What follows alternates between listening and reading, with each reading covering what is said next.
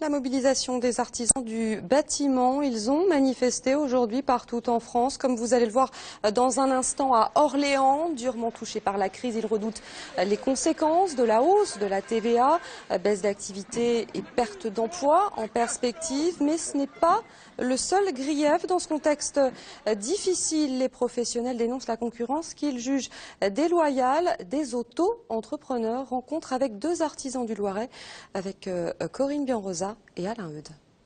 Alors, tu as vu les tubes d'alimentation qui vont au ballon, qui vont sur ce ballon-là, ils sont chauds. Une pompe à chaleur en panne, c'est une intervention en urgence pour Alain Legrand, chauffagiste, et son confrère Jean-René Vanier, frigoriste. Un travail de spécialiste pour ces deux artisans qui ont vu depuis un an leur chiffre d'affaires s'effondrer. La faute à la crise, mais les artisans ont le statut d'auto-entrepreneur dans le collimateur. Les auto-entrepreneurs, non, c'est du déclaratif. Donc si ils n'ont pas envie de déclarer leur chiffre d'affaires, ils ne le déclarent pas. Personne ne viendra les contrôler. Là, il n'y a pas d'expert comptable, puisqu'ils ne sont pas assujettis à la TVA. Donc pour eux, c'est du net. S'ils facturent 15 €, c'est 15 € dans leur poche. S'ils le déclarent, tant mieux, il y a des gens qui sont responsables, qui sont honnêtes, mais il y en a une partie qui vont pas jouer le jeu. Des auto-entrepreneurs qui ne sont pas assujettis à la TVA. Conséquence, des heures facturées 15 € contre 45 à 50 pour l'artisan. La solution serait de faire marche en arrière, si tout le monde a la même enseigne, comme ça on est tous à égalité. Voilà.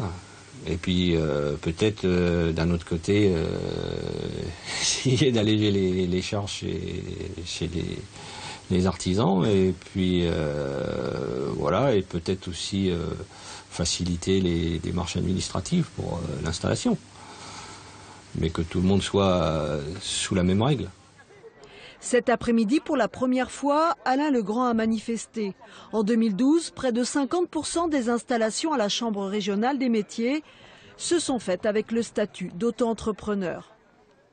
Alors, concurrence des auto-entrepreneurs, hausse de la fiscalité dans un contexte de crise. Les sujets d'inquiétude sont nombreux et on va en parler tout de suite avec notre invité. Bonsoir, vous êtes artisan couvreur en Indre-et-Loire et administrateur national de la CAPEB. Alors la CAPEB, c'est la Confédération de l'artisanat des petites entreprises du bâtiment qui avait justement appelé à manifester aujourd'hui. C'est plutôt rare de voir des maçons, des peintres, des électriciens dans la rue. Ça signifie quoi, que la situation est vraiment tendue aujourd'hui? Oui, exactement. C'est même plus que tendu parce qu'on arrive... D'après nos artisans sur le terrain, ils sont où, les carnets de commandes qui baissent, difficultés de mise en chantier, tout ça dû en partie à cause des auto-entrepreneurs, pas à cause, mais par rapport au statut d'auto-entrepreneur qui met beaucoup de nos artisans en difficulté, étant donné que c'est cette concurrence déloyale qui part surtout de la TVA et de la déclaration, des déclarations qu'ils font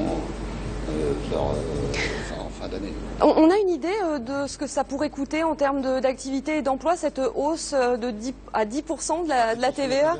Oui, pour nous, ça, je pense qu'on serait entre 16 et 18 000 emplois de moins, et aux environs de 2 milliards d'euros de baisse d'activité pour nos métiers du bâtiment. En attendant, le contexte, là, on l'a dit, est difficile. Des mises en chantier à la baisse, moins de transactions dans l'immobilier ancien. Tout ça s'accumule? Ça s'accumule, oui, étant donné que la TVA, on l'avait mis à 5. C'est très bien, ça permettait à tout le monde de faire rénover un peu, de faire des travaux chez eux. Nous sommes passés à 7 et pour 2014, il a prévu à 10. Alors à 10, ça fait quand même 5% de plus qu'avant, et avec les auto-entrepreneurs qui, eux, ne sont pas assujettis à la TVA. Autre sujet d'inquiétude, il y a aussi ces charges qui sont devenues écrasantes. Oui, étant donné que nos carnets de commandes diminuent, ce qui veut dire que les artisans ont tendance à baisser un petit peu leur prix pour essayer de conserver un volume de travail, et bien sûr qu'à la fin, on a un peu moins de bénéfices, et on ne peut plus investir, on a du mal à survivre dans ce contexte actuel. Eh bien, merci infiniment Thierry Bastard d'avoir été avec nous sur ce plateau pour nous parler de cette situation un petit peu tendue chez les artisans du bâtiment. Merci infiniment.